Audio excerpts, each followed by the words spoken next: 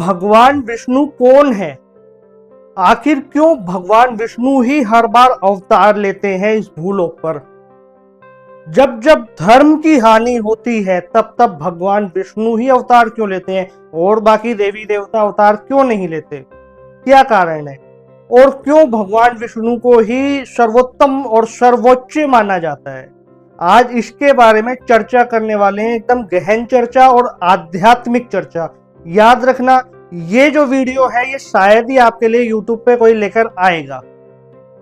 भगवान विष्णु की जब बात करते हैं तो त्रिदेवों की बात आती है, यानी ब्रह्मा विष्णु महेश, जो इस पूरे यूनिवर्स को चला रहे हैं, क्रिएट कर रहे हैं, चला रहे हैं और इसको डिस्ट्रॉय कर रहे हैं। यानी ब्रह्मा जी क्या हो गए? ब्रह्मा जी हो गए क्रिएटर, क्रिएट करने वाले, कि इस यूनिवर्स को क्रिएट कर रहे हैं। भगवान विष्णु क्या हो गए? भगवान विष्णु सृष्टि का पालन पोषण कर रहे हैं, है ना। और भगवान शिव डिस्ट्रॉय कर रहे हैं, यानी सृष्टि को सर्वनाश कर रहे हैं, अंत कर देते हैं। यही मतलब होता है त्रिदेवों का। अब जब भगवान विष्णु की बात आती है तो वो सर्वोत्तम क्यों बन जाते हैं, उसके बारे में समझो। सबसे पहले ये जानो, तुम्हारे शरीर को, किसी को कुछ नहीं जानना, तुम्हें ये नहीं जानना भगवान क्या है, तुम्हें ये नहीं जानना कि आध्यात्म क्या है, कुछ नहीं जानना। अपने शरीर को तुमने पूरी तरीके से जान लिया ना कि ये मेरी बॉडी है, इसमें ऐसे पार्ट ऐसे ऐसे काम कर रहे हैं, तो तुम सब कुछ जानने लगोगे धीरे धीरे। यदि तुमने तुम्हारे शरीर को नहीं पहचाना तो यकीन मानो, तुम्हें कितनी भी अच्छी पुस्तक पढ़ा दी जाए, तुम्हें कितना ही आध्यात्म सिखाया जाए, ज्ञान दिया जाए, तुम्हें कुछ समझ में नहीं आने वाला। तो सबसे पहले शरीर को जानो, ठीक है। शरीर को जानने का एक फॉर्मूला होता है साइंस। बिना साइंस के ना तो तुम शारीरिक रूप से खुद को पहचान पाओगे, ना ही आध्यात्मिक रूप से। ये फैक्ट है। तो साइंस क्या कहता है हमारे पूरी ह्यूमन बॉडी में, कि आपकी बॉडी में सांस आना सांस जाना ये जीवन है, ठीक है। हार्ट जो है वो चल रहा है, ये जीवन है। जिस दिन हार्ट बंद हो जाए, श्वास रुक जाए, ब्रेन काम करना बंद कर दे, उस दिन जो मनुष्य है वो मृत हो जाता है, यानी कि वो उसकी डेथ हो जाती है, ठीक है। अब जो श्वास का आना जाना और उस श्वास के आने जाने को एक गति देना जो हार्ट का काम है, वो सब कुछ मिलके कहलाता है जीवन। ये जीवन, और वही जीवन भगवान विष्णु है, वही जीवन भगवान विष्णु कहलाते हैं। अगर हम जैसे इसको एक दूसरे नजरिए से समझने की कोशिश करें तब। अब भगवान विष्णु का क्या काम होता है? पूरे इस शरीर को, इनफैक्ट पूरी पृथ्वी को, इस पूरे ब्रह्मांड को संचालित करते रहना, यानी चलाते रहना, अपने अपने समय, अपने अपने नियम के हिसाब से, अपनी अपनी दूरी पे रखना और उस स्पीड पे ही चलाते रहना, ठीक है। ये कहलाता है संपूर्ण जो मैंने प्रक्रिया बताई जीवन। तो जीवन ही विष्णु है। भगवान विष्णु का सही अर्थ अगर हम समझेंगे तो क्या होगा? जीवन, जीवन ही विष्णु है। अब जब भी इस भूलोक पे, धरती लोक पे जीवन पे खतरा आता है कि अब जीवन समाप्त होने वाला है, तो जीवन समाप्त होता है दो तरीके से। पहला होता है जब वो डिस्ट्रॉय होने की सीमा पर आ जाए, जब स्वयं शंकर भगवान इस संसार का सर्वनाश करते हैं। उस समय जो नारायण है, यानी जो भगवान विष्णु है, वो अवतार नहीं लेते। उस समय उनको अवतार लेने की आवश्यकता नहीं होती, क्योंकि वो एक समय आ गया जब इस सृष्टि का या इस जीवन का जो अंत है वो होना है, या इसको शिव में हो जाना है। तो भगवान विष्णु कुछ भी नहीं करते हैं। लेकिन दूसरा कारण होता है जब अहम यानी अहंकार इस जीवन को अपने वश में करने की कोशिश करता है, जब अहंकार अपने हिसाब से सारी सृष्टि को चलाना चाहता है, तब जीवन को आध्यात्म रूप में आकर इस अहंकार का दमन करना पड़ता है। अर्थात भगवान विष्णु को धरती लोक पर आकर इस अहंकार रूपी जो असुर है, चाहे अलग अलग युग में अलग अलग नामों से हुआ हो, त्रेता में रावण हो, द्वापर में कंस हुआ हो, सतयुग में हिरण्यकश्यप हुआ हो, उनको मारने के लिए भगवान विष्णु को समय समय पे अवतार धारण करना पड़ता है। यहां तक समझ में आया? अब मैं आपको एक और बात बताता हूं। हर वक्त कभी भी देखना, भगवान विष्णु के जितने भी अवतार हुए हैं वो उस काल के हिसाब से ही हुए हैं, और जो दूसरा अवतार था वो पिछले अवतार से बिल्कुल ही अलग था, बिल्कुल ही अलग था। जैसे मत्स्य अवतार हुआ, मत्स्य अवतार क्यों हुआ? क्योंकि उस समय जल के अंदर जीवन उत्पन्न हो रहा था, इसलिए भगवान विष्णु को मत्स्य अवतार लेना पड़ा। फिर जो नरसिंह अवतार होता है, यानी कि मनुष्य और जो जीव है वो मनुष्य बनने की श्रेणी में जा रहा था।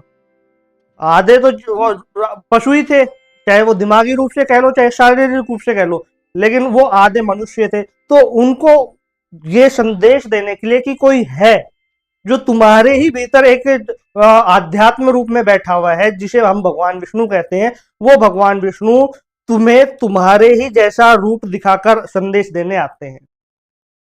उसके बाद भगवान श्री राम की अगर हम बात करें तो भगवान श्री राम का जिस समय अवतार हुआ उस समय पूरी तरीके से मानव विकसित हो चुका था, और उस समय केवल एक चीज की आवश्यकता थी, समाज को किस तरीके से चलाना है, किन नियमों से चलाना है, कौन कौन सी मर्यादाएं होनी चाहिए। इसलिए मर्यादा पुरुषोत्तम भगवान श्री राम को आना पड़ा।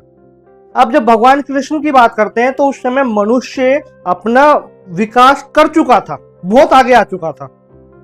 उस समय भगवान कृष्ण की आवश्यकता थी कि वो समय अनुकूल रहे, और कैसे जो ज्यादा अपना पावरफुल हो रहा है अहंकार, और वो आध्यात्म का दमन कर रहा है और दूसरों पर अत्याचार कर रहा है, उसको खत्म करने के लिए समय अनुकूल कैसे बना जाए, ये सिखाने के लिए आते हैं स्वयं भगवान कृष्ण। इसलिए ध्यान रखना, भगवान कृष्ण को पूर्ण अवतार माना जाता है कि ये कंप्लीट साक्षात हरि ही है जो कृष्ण रूप में आ गए, बाकी किसी अवतार को पूर्ण अवतार नहीं माना जाता। अब जब भगवान कृष्ण ने जो गीता का उपदेश दिया, वो गीता का उपदेश कलयुग के अंत तक के लिए दिया है। और कंप्लीट गीता क्या कह रही है कि तुम्हारे भीतर जो अहंकार रूपी राक्षस उत्पन्न होता है उसका दमन करने के लिए तुम्हारे ही भीतर आध्यात्म रूप में मैं प्रकट होता हूं, क्योंकि तुम्हारा जो जीवन है उसको बचाने के लिए। अब तुम्हारा जीवन क्या है? केवल शारीरिक जीवन या श्वास नहीं। जीवन का मतलब यह है कि जब तक तुम इस भूलोक पे कर्म कर रहे हो, उस कर्म को भी सही दिशा देने के लिए, वो भी तो जीवन का ही एक हिस्सा है ना, तो उस कर्म को सही दिशा देने के लिए आध्यात्म रूप में भगवान विष्णु प्रकट होते हैं। तो ये होता है वास्तविकता में मतलब भगवान विष्णु का, कि भगवान विष्णु क्या है और क्यों हर बार भगवान विष्णु अवतार लेते हैं। क्योंकि जीवन को बैलेंस करने के लिए, जीवन को सही दिशा देने के लिए उस जीवन को ही आध्यात्म रूप में आना पड़ता है। और जब जब, हमेशा ध्यान रखना, जब जब जीवन के ऊपर, जब जब भगवान विष्णु के ऊपर भी अहम हावी होने लगता है, अहंकार जो है उनको दबाने लगता है या उनको कमजोर करने लगता है, तो उस अहंकार को सदा के लिए नष्ट करने के लिए, डिस्ट्रॉय करने के लिए शिव भगवान विष्णु के सहायक बन के आते हैं हर युग के अंदर। ठीक है, अब एक बात आपको और क्लियर करता हूं। जैसे त्रिदेव हैं, त्रिदेवों में किसका महत्व सबसे ज्यादा होता है, ये आप जानते हैं? ब्रह्मा जी का हम सम्मान करते हैं निश्चित रूप से, लेकिन हम ब्रह्मा जी को वो स्थान नहीं देते जो विष्णु को या शिव को देते हैं। हम कहते हैं कि हजारों करोड़ों ब्रह्मांडों के हजारों करोड़ों ब्रह्मा है, अलग अलग मुख वाले ब्रह्मा है, हजारों मुख वाले भी ब्रह्मा है। अर्थात इसका मतलब क्या है? इसका आध्यात्मिक मतलब यह है कि ब्रह्मा मतलब जो क्रिएट कर रहा है, यानी जो पदार्थ है वो ब्रह्मा है। और हम कभी भी पदार्थ को, जो आध्यात्मिक व्यक्ति है वो कभी भी पदार्थ को इतना महत्व नहीं देता। पदार्थ में आपका शरीर भी है, पदार्थ में इस भूलों की माया भी है, पदार्थ के अंदर जो भी प्रक्रिया शरीर के द्वारा होती है उस सब है। तो आध्यात्मिक व्यक्ति उसको ज्यादा महत्व नहीं देता, क्योंकि आध्यात्मिक व्यक्ति जानता है कि ये नश्वर है, ये पदार्थ जो है नष्ट हो जाएगा। अर्थात जो ब्रह्मा जी की क्रिएट करा हुआ यूनिवर्स है वो खत्म हो जाएगा। या हम ये कहें कि जिस क्षण ब्रह्मा जी ने पदार्थ बनाया, उस क्षण के जो ब्रह्मा जी हैं वो पदार्थ बना के नष्ट हो चुके, फिर दूसरे ब्रह्मा जी आते हैं। अब जो पदार्थ बना, यानी जो चीज क्रिएट हुई, उस क्रिएट में जीवन का आना जो सदा चलता रहता है जब तक वो पदार्थ है, तो हम भगवान विष्णु को ज्यादा महत्व देते हैं। और इनफैक्ट डिस्ट्रॉय होने से ज्यादा, यानी मरने से भी ज्यादा जीवन को महत्व दिया जाता है। इसलिए भगवान विष्णु को सबसे ज्यादा महत्व दिया जाता है, शिव से भी ज्यादा, क्योंकि भगवान विष्णु ही वो है जो आपको आध्यात्मिक रूप से जीवन को बैलेंस करना सिखाते हैं, कि जीवन को बैलेंस कैसे करना है। यहां तक समझ में आ गया? इसलिए भगवान विष्णु का महत्व ज्यादा बढ़ जाता है। अब फिर बात आती है भगवान शिव की। तो भगवान शिव का जो महत्व है वो ऐसा नहीं है कि परम पूजनीय हो जाए, नहीं। भगवान शिव का महत्व है कि शिव में हो जाना, शिव में विलीन हो जाना, बस। डिस्ट्रॉय, एकदम सब कुछ समाप्त, जो अंत है वही शिव है। तो इसलिए शिव को सदाशिव कहा जाता है कि यहीं से ही जीवन आता है, यहीं से ही पदार्थ आता है, और यहीं पर ही जीवन और पदार्थ दोनों समाप्त हो जाएगा। तो ये होती है त्रिदेवों की महानता। और भगवान विष्णु का अर्थ है जीवन, एक आध्यात्मिक रूपी जीवन। जब जब आपके भीतर अहंकार अत्यधिक बढ़ जाएगा और असुर का रूप ले लेगा, तब तब आपके भीतर भगवान विष्णु आध्यात्मिक रूप में आएंगे। अब वो आते कैसे हैं? इस कलयुग में उनको प्रकट करना, उनको बुलाना बहुत ज्यादा मुश्किल है, बहुत ज्यादा डिफिकल्ट है। तो आपको क्या करना चाहिए? आपको भगवत गीता की शरण में जाना चाहिए और भगवत गीता का सही अर्थ समझना चाहिए। कई सुनी बातें और व्हाट्सएप वाला ज्ञान नहीं लेना। जो भगवत गीता की आपको सही नॉलेज दे, सही तरीके से समझाए, उसके पास जाइए और अपने जीवन का कल्याण कीजिए। इस वीडियो में इतना ही। वीडियो यदि आपको अच्छा लगा हो, इंफॉर्मेटिव लगा हो, तो अपने दोस्तों तक, अपने ग्रुप में शेयर जरूर करना।